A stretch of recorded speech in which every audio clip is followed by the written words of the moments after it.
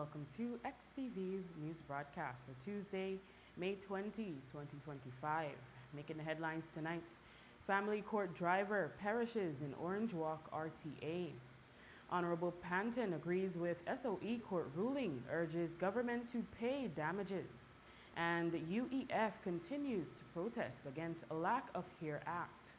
We take our first break and return with the news in detail.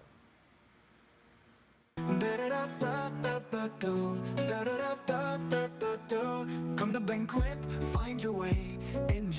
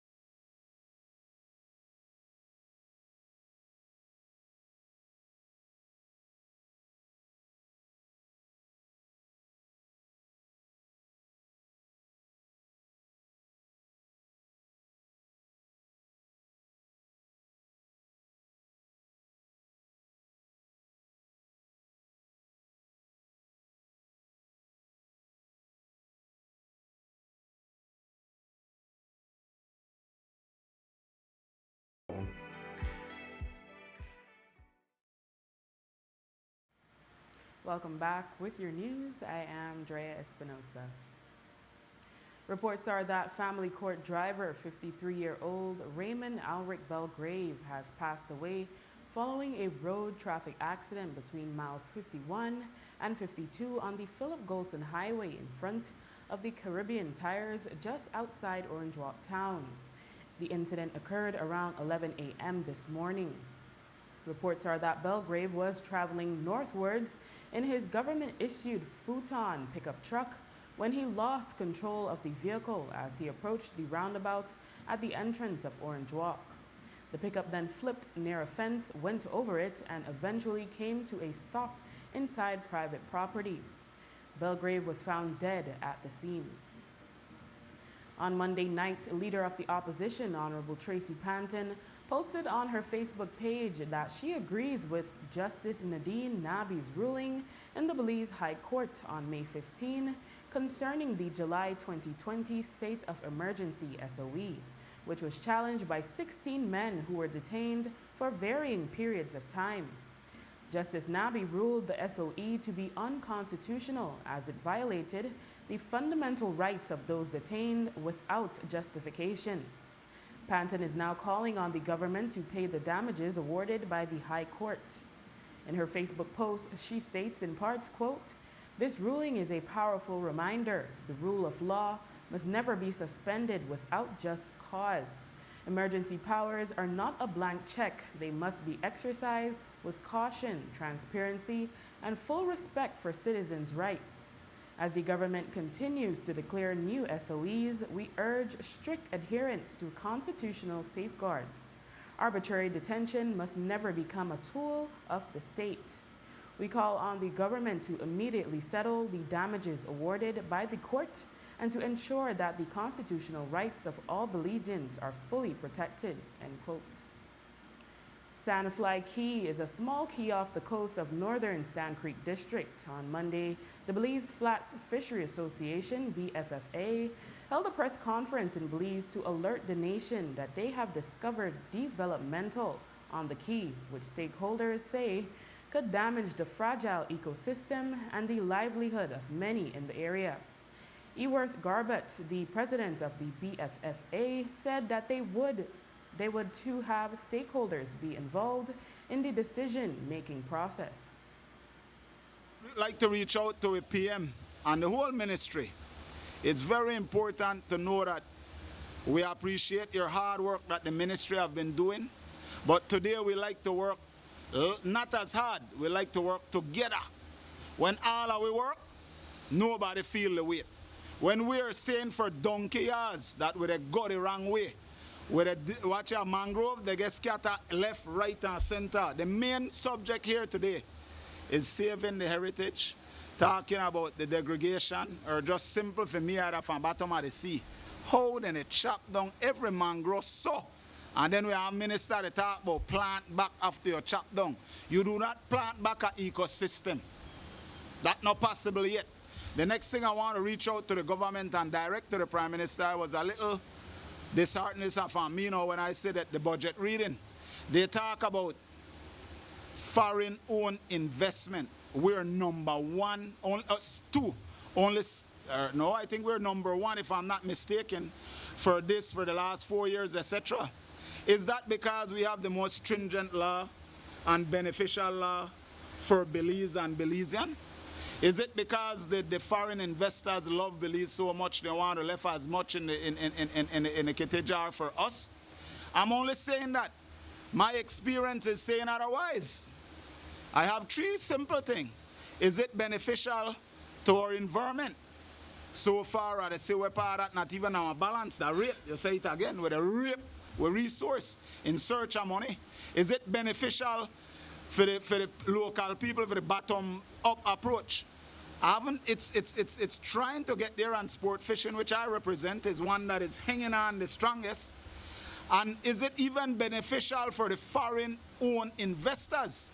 I came from Placencia this morning, kind of in the dark, and the Amonka for sale sign, I say, it reflect the road, and I have to take off the cataract off of our eye, thinking that foreign investment going to bail us. Guys, I know I go on and on, but we're reaching a point where everybody, and especially the man up north, and not even calling him, is putting his country first. It's time for Belize to put the environment, the people, and the foreign investor in a check, in the sense we want to make money. We want to make money, but I say this, I've never seen an ecosystem that need finance, but I've seen finance that have made a lot off of we ecosystem. Janelle Chinona, the Vice President of Oceania Belize, laments that even though Belizeans would be the first to be affected, we are usually the last to know of developments that pose a risk to the environment. We have a proud position of saying we will be collectively impacted. We are collectively impacted by these decisions, so we should be collectively participating in these decisions. And unfortunately, when it comes to development, particularly at sea, because, you know, we say out of sight, out of mind, but it's also happening terrestrially. But we don't know about things happening until Mr. Billy the Dry Pass somewhere, Mike the Try go fishing somewhere, Mr. Adiel and Mr. Norman, they fly over, they look down and see something, and then you go investigate, and then it seems like there's this constant anti-development position. But I think what is clear is that what you're seeing is this resistance to always being the last to know, because we want to be the first to pay. If we lose those ecosystems, we are the first to pay the consequences of those. So that lack of information of even what's happening or what's proposed is really a trend that we have to break. Part of our support for this movement has been to ask for information about several of these projects, but the one that's live right now is the Cayo Rosario proposed development. We have supported the call from the San Pedro community to get more information on that. We've actually now gotten to the point, we wrote a Freedom of Information Act request collectively, but now there's a pre-action letter in, and June 6th, we're supposed to receive a full written response to the data requests, to the questions, because there's so much we don't know in terms of permitting and due diligence there. But I think what is most keen, I think, to Ewart's point in terms of what's changing, because you use an expression like from day one or time immemorial, there's always this cycle, right, of we find out about something, we have to rail about it, and then either it get done or it go by, and then we quiet again until the next thing pop up. And I think there's a frustration and a tiredness there, but they're counting on us to give up and just say, well, they don't do what they want anyway, so be quiet. And that's the bad actors talking. So that we have been, that the voices, the fishermen, the scientists, the dad and his kids, the fly fishers, everybody has been maintaining and persevering in calling out that these are things that are going to have long-term consequences for us first and foremost as Belizeans is so key. And we just want to celebrate and champion the communities, Hopkins, Placencia, San Pedro, all of these places that are showing that they are showing up and they're standing up and they're calling out and wanting to collaborate and make sure that they know what the decisions are, they know why the decisions are, they know who will benefit, how will it benefit, and just have that live conversation to make sure that what happens next for us is going to benefit us. Philip Leslie, the president of the San Pedro Tour Guide Association, spoke of similar instances affecting the Ambergris Key area. We had this discussion earlier with a similar project on an island right beside it, known as Blacador. The government gave them all permits, licenses, whatever they needed to do it. But we learned that there are many ways to skin a cat, and we dealt directly with the owner, and he stopped that development. For how long, we don't know. Ownership may change, and we'll have to battle that again. And that's what I said, kick the problem down to another date. We don't have to be doing that, man. We should be able to set laws in place that we don't have to take this fight over and over and over. So when we look at Cayo Rosario, it is a mangrove wetlands within the Holchan Marine Reserve, within a conservation zone. That means it has double protection.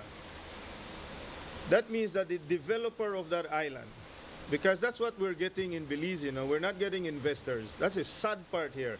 We don't get anybody coming in with money. We get these developers come in and they make a plan and hope to sell it to somebody else. So what does that mean? That first person that comes in, all he will do is rape our country and leave with money. Because Central America is not poor. If Central America was poor, developers would never come into this country. Investors would never come into this part. But they know the value. They know the value of our ecosystems and how they can use the name of, hey, I'm placing a place beside the second largest barrier reef in the world. I'm placing a place with the tropical broadleaf forest. So they use our ecosystems and make money off of that, while we sit here and be thrown down and we get these developments come in and just damage.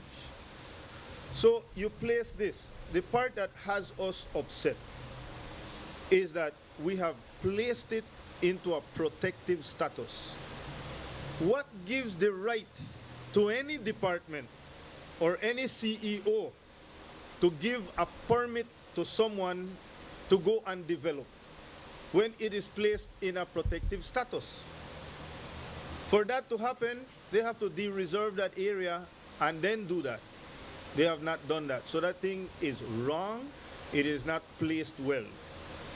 But let's go a little bit lower and understand the frustration, because this gentleman, he is a fly fisher and he has lived his life and he is training his kid on how to live off of what we have without damaging it.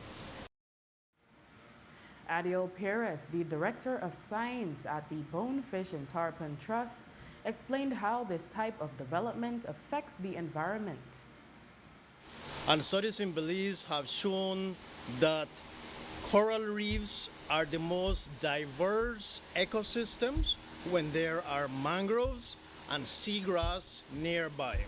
This means that the less mangroves, the less seagrass, the less biodiversity there's in coral reef ecosystems, right?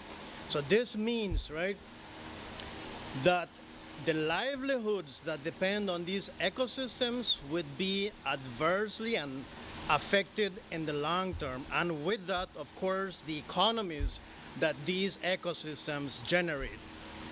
Now, Ambergris Key in the last 5 to 8 years have lost hundreds of acres of land and also seagrass and mangroves, right?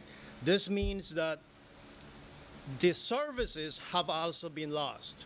And when we consider the amount of seagrass and mangroves that has also been lost due to development, is also alarming. Now, if this rate of destruction and habitat loss continues, we will have an unsustainable model of tourism, of policy development, and of course, conservation and management in the country, right? And all of the activities or industries that depend on these, especially tourism, fishing, and of course, other businesses will also be affected by this unsustainable practices in the long term. In fact, we have heard already from Michael, from other stakeholders, that they're already experiencing hardships. We're losing spaces out there where we created marine protected areas to safeguard these ecosystems so that Belizeans have a better livelihood. And we're forgetting about this important stakeholder. These stakeholders are the ones that drive the entire economy in the country, right? It is not the investors that drive the economy. It is these people that they're being represented here today. After the break, PM dislikes the politicizing of village council elections. Stay tuned. Hi there. Are you on your phone right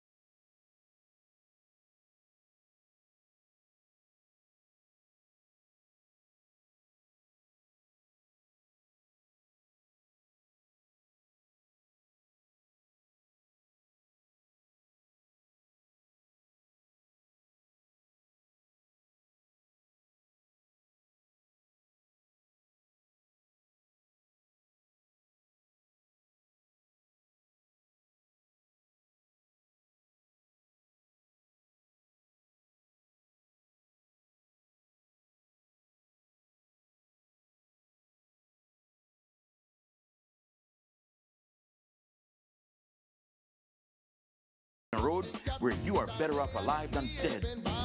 Freetown Drugstore, telephone 223-2876. Today, UBAD Educational Foundation, UEF chairperson Yaya Marin Coleman continued her one-woman protest in front of the Ministry of Education headquarters on North Front Street in Belize City, championing the UEF's push for a HERE Act. Marin Coleman explained why certain rules against HERE in schools and in the workplace reflects discrimination.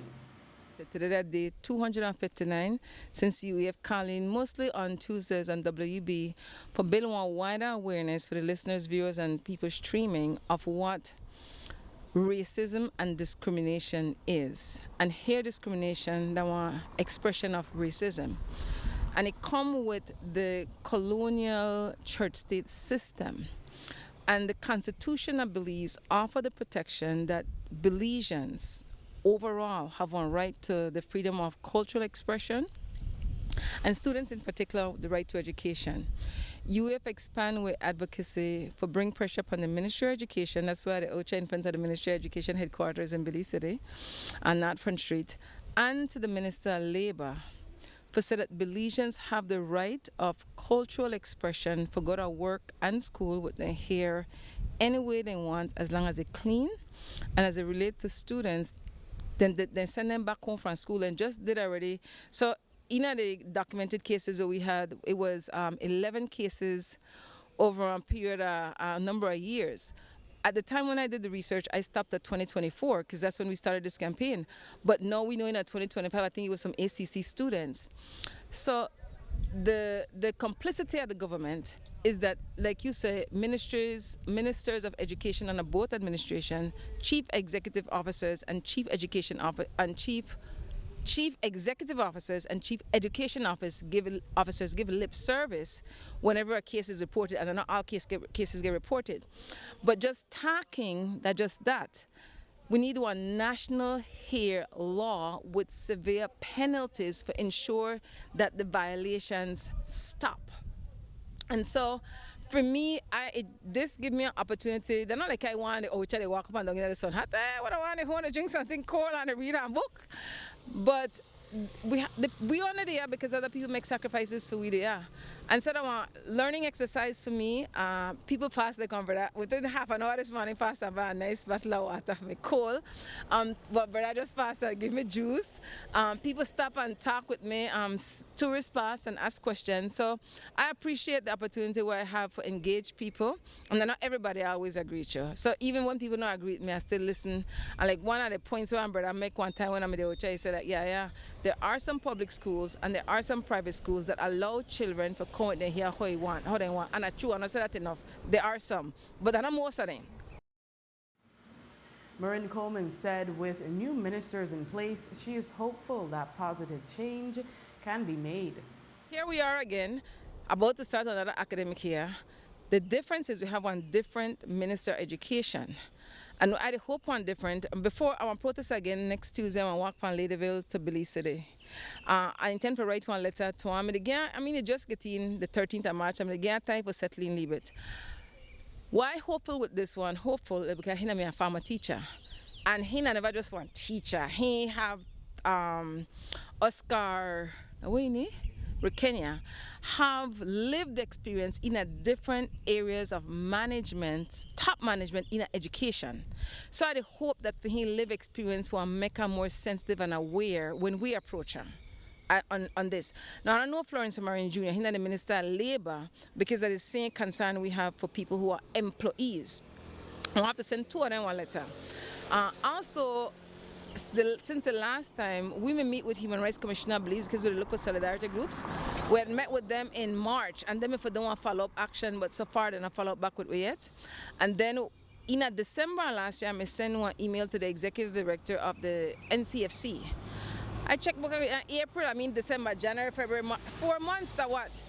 She said, you want to hear back from me the NME? I'm like, Sister, NME, I write you from December. She's like, that when I available for, I'm like, okay, fine, NMA. And because they have one mandate as far as a human rights organization and one commission were responsible for advise the state when it comes to family and children for their mandates so that they should be in alignment with what we do. So we're hopeful as we go forward, and the intention is we asked for a meeting with the ministers. And I intend for carry one delegation. Now remember now, for we business, the African descendants specialize as black people, I had to be very clear that black people I had to look out for. Now, once this law passed, and it will, trust and believe it will, the our Belizeans want benefit. So that everybody should have an interest. For me, ethical leadership matters. So I could say, I just want black people sit around the table, but that wouldn't be fair. So I don't want representation of all the so-called ethnic groups, but I don't work with anybody. You have to have one record of credibility and that you genuinely work with people in a meaningful way. And I prefer work with younger people, and then, that they can't go into ignorant. They have to go to a level of knowledge for engage. Today, personnel from the Ministry of Education reiterated that what they issued in a press release dated August 31, 2022, is still their position, and that they, quote, do not support the discriminatory practices of excluding children from school over here. In that release, the ministry stated, quote, it is true that school authorities do have the right to impose codes of conduct and general rules and guidelines for the proper administration of their schools. Students cannot, however, be removed from or denied admission to school because of the length of their hair. We call on all our partners to continue to work with the ministry to build a more equitable, accessible, and inclusive education system through which all students are guaranteed the opportunity to acquire knowledge and skills to build a better life for themselves and contribute to Belize's national development, end quote. A Belizean mechanic, 61-year-old mechanic Carlos Avalar, was fatally shot on May 1 while walking near Whitfield Tower on Coney Drive in Belize City. Police still have no motive for the incident, but have arrested and charged one man, 22-year-old Jamal Maurice Brackett of Belize City, for the crime of murder. ASP Stacy Smith told the media on Monday that they are seeking one more individual in relation to the crime. Police formally arrested and charged Jamal Brackett, a 22-year-old Belizean of Mayflower Street, with the crime of murder. Police are also seeking a second individual in relation to this investigation. No motive has been ascertained so far. However, the information that has been gathered thus far has been sufficient to warrant an arrest. It is believed that as the investigation continues to unfold, a motive will be made known. ASR-BSI is suing the Belize Sugarcane Farmers Association, BSCFA, for losses the company said it suffered due to cane trucks being blocked from entering the factory back in December 2021. BSI and Belcogen claim they have lost revenue in the sum of roughly $1.5 million due to the actions of the farmers of the BSCFA. Should the court rule in favor of ASR-BSI, it would be the taxpayers to pay. This is so since the government of Belize in 2022 had committed in an indemnity clause to support BSCFA should any legal claim arise because of the protest. On Monday, Prime Minister Honorable John Briceño defended the decision. The industry was being held back, the crop, and for us it was very important to get that going. And I felt then as a Prime Minister that it was the appropriate thing to do, trying to break that impasse and trying to avoid that tempers flare up and then people got hurt. If you can remember, I think it was around 2009, I think, with Atanasio, who was shot and died. I certainly do not want that to happen during my time as Prime Minister. So to avoid or to have tempers calm down very quickly, I felt it was important to me to give that indemnity to be able to end the strike at that moment. Can you see how taxpayers may balk at the prospect of having to pay millions to compensate for a private commercial disagreement? Well, I think it's something we need to address later on. I'm hopeful that the government and taxpayers will not have to pay anything.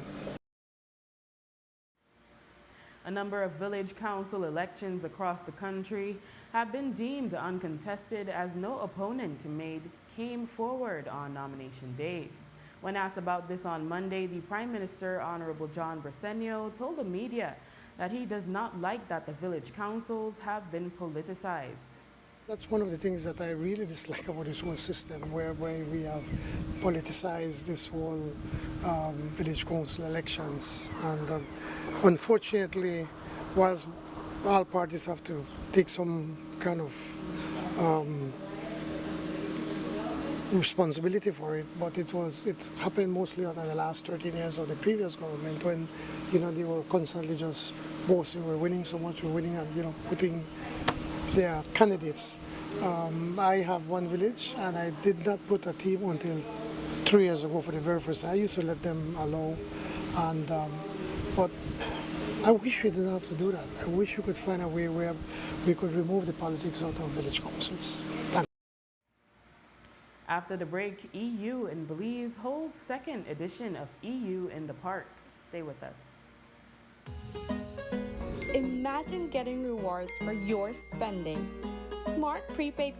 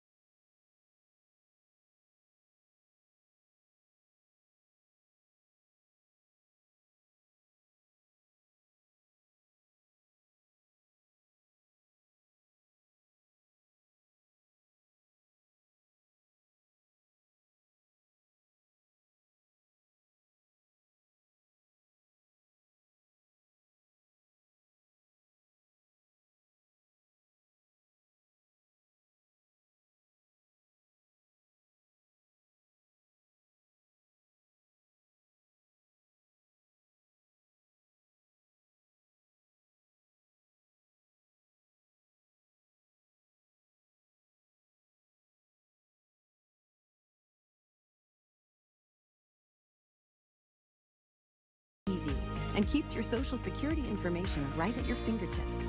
Create your account today.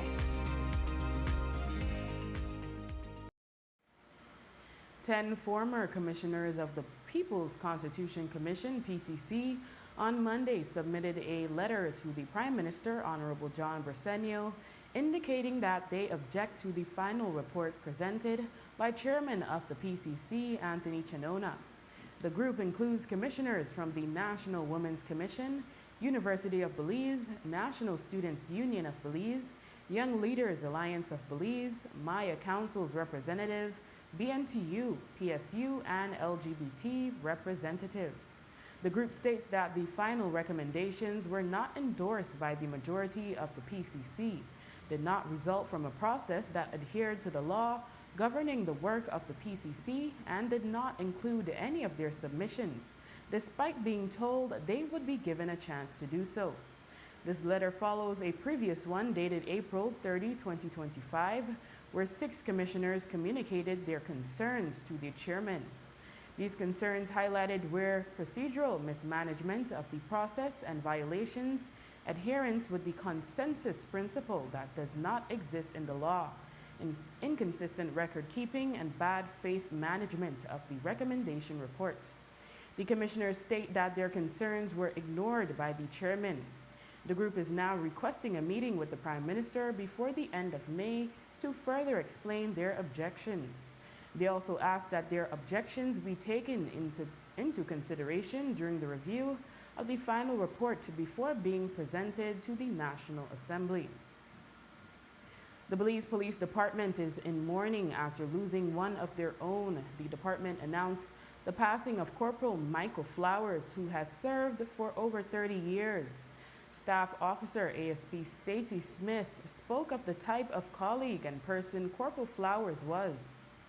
The department wishes to extend its sincere condolences on the passing of a very consummate police officer in the person of Corporal 439, Mr. Leroy Flowers, who has been with the department for over 30 years. Mr. Flowers have worked in specialized unit in the department, and even on his day off, he would volunteer his service to the fire department. So the department and the country, by extension, has certainly suffered a loss in the passing of Mr. Flowers, and we extend our sincere condolences to his family and to all those persons who love and would have interacted with him. Belize City Mayor Bernard Wagner welcomed His Excellency Wilfred Moore, the Ambassador of the Netherlands to Belize, when he paid a courtesy call at Belize City Hall. The purpose of the visit was to increase cooperation between Belize City and the Netherlands, especially in the field of sustainable urban development. The Belize City Council's ongoing e-mobility pilot project, which is supported by the European Union and aims to promote cleaner and more efficient mobility options within the city, was a major topic of debate. Additionally, in attendance was City Planner Carla Patnett, who gave an update on the Floating Boardwalk Feasibility Study, a Dutch-funded project aimed at enhancing pedestrian connectivity and coastal resilience along the southern foreshore. And the European Union, EU, and Belize hosted their second edition of EU in the Park this past Saturday at Digi Park in Belize City. The event, which was free and open to the public, was inspired by the idea of summer festivals held in green areas of European cities. The EU in the Park is a family-friendly event which promotes public participation and bridges cultural divides. A variety of entertaining activities were featured during the event, catering to Belizean families, kids, young people, professionals, and artists. In collaboration with 23 partners, including EU, implementing partners in Belize, European embassies, and cultural institutions accredited to Belize, and other partners. The event included live music and dance performances, European cinema, educational activities, information on scholarships and other opportunities, games, sports, and interactive booths. The main objectives of the event was to raise awareness of the Belizean public about the EU's partnership with Belize to bring the EU closer to Belizeans through an event that embodies the EU and Belize motto of EU and You, and to foster intercultural exchange and dialogue between European and Belizean communities. The EU has been actively supporting Belize in over 30 years by providing assistance with infrastructure, capacity building, and in a wide range of fields including education, energy, healthcare, climate action, human rights, justice and security, roads, bridges, health facilities, water stations, marketplaces, agricultural labs, schools at all educational levels, and other vital infrastructure have all been built or renovated in Belize with EU assistance. And with that, we have come to the end of our newscast. The repeats can be viewed on this station later tonight at 9 and again Wednesday at midday. Join us again Wednesday at 6 p.m. for another news broadcast.